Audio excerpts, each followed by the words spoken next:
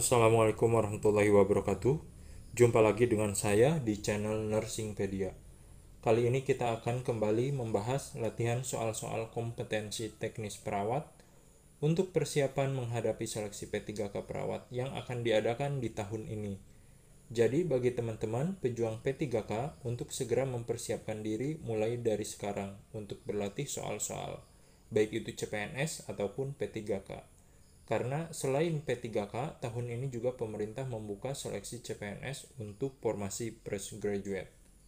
Bagi teman-teman yang baru saja gabung di channel ini, jangan lupa subscribe dan nyalakan tombol loncengnya untuk mendapatkan update video terbaru di channel ini.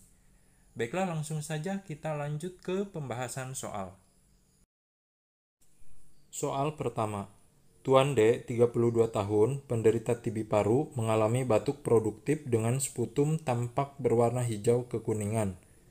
Pasien mampu batuk efektif dengan baik. Tekanan darah 130/80, respirasi 20 kali per menit, nadi 88 kali per menit, suhu 37 derajat Celcius, berat badan pasien 37 kg, dan tinggi badannya 165 cm. Pasien mengeluh mual dan sering muntah setelah makan. Apakah masalah keperawatan yang tepat pada pasien tersebut? A. Bersihan jalan nafas tidak efektif.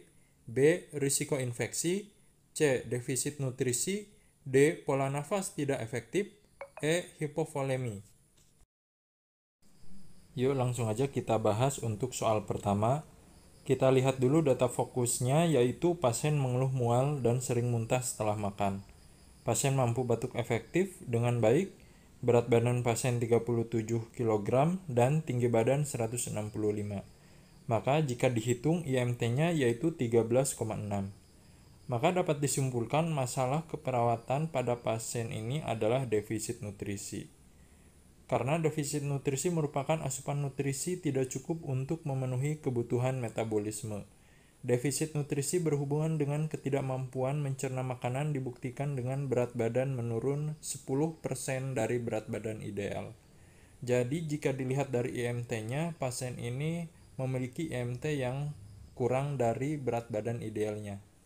Maka jawaban yang tepat untuk soal nomor 1 ini adalah C, defisit nutrisi. Kita lanjut ke soal nomor 2. Tuan H, 50 tahun, dirawat di rumah sakit dengan CHF. Hasil pengkajian perawat, pasien mengeluh belum BAB sejak 1 minggu yang lalu. Pasien kesulitan BAB dan merasa pusing.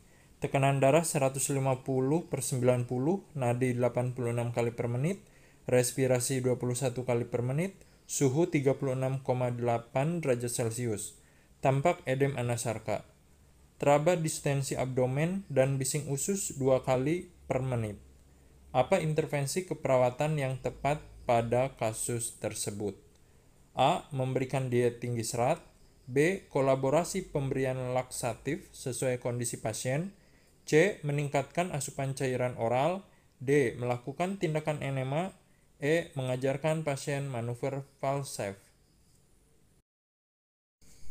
Langsung saja kita bahas untuk soal nomor 2 ini. Kita lihat data fokusnya, yaitu pasien mengeluh belum BAB sejak 1 minggu yang lalu.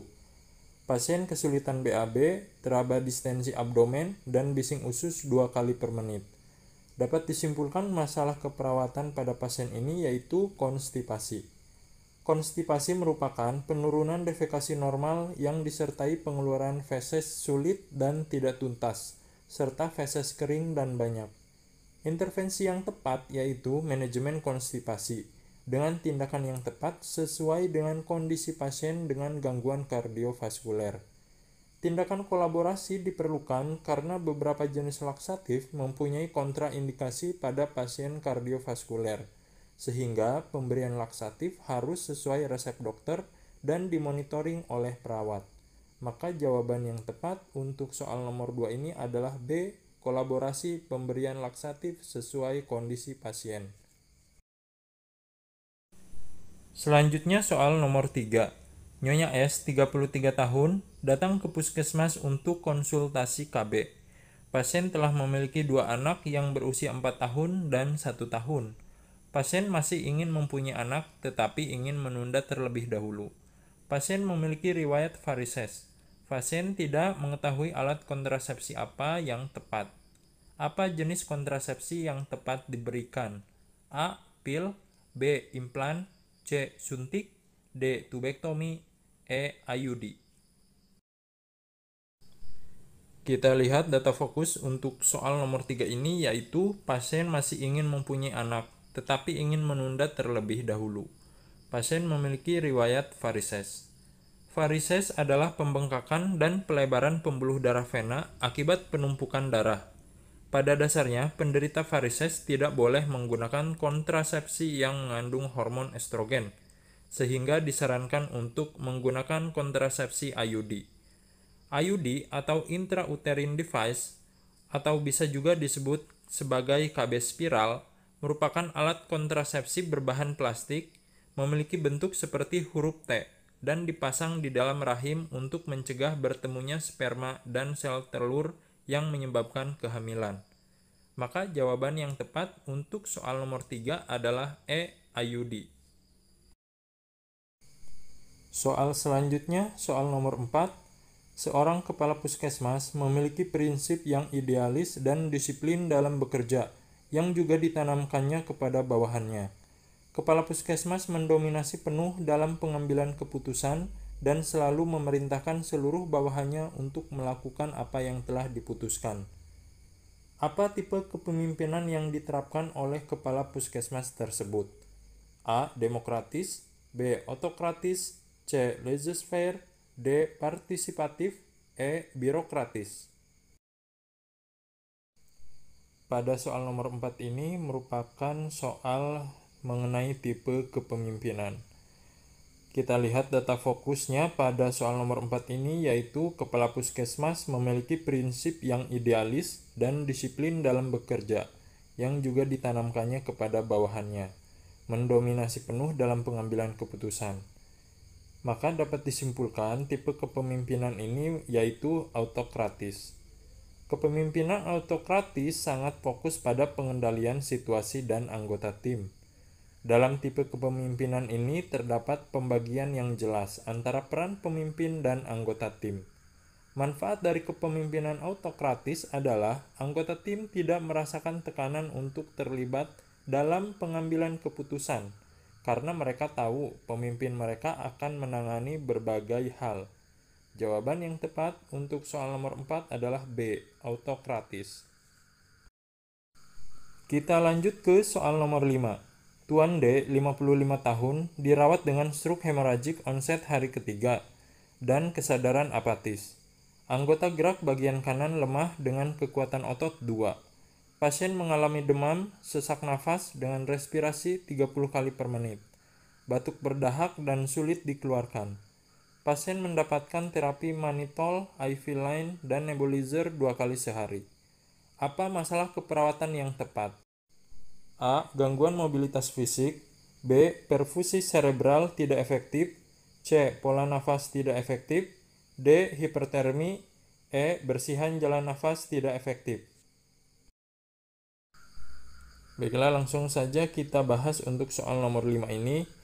Kita lihat dulu data fokusnya, yaitu pasien dengan stroke hemorrhagic onset hari ketiga, kesadaran apatis, sesak nafas dengan respirasi 30 kali per menit, batuk berdahak, dan dahaknya sulit dikeluarkan. Dapat disimpulkan masalah keperawatan pada pasien ini yaitu bersihan jalan nafas tidak efektif. Bersihan jalan nafas tidak efektif didefinisikan sebagai ketidakmampuan untuk membersihkan sekret atau obstruksi jalan nafas untuk mempertahankan jalan nafas tetap paten.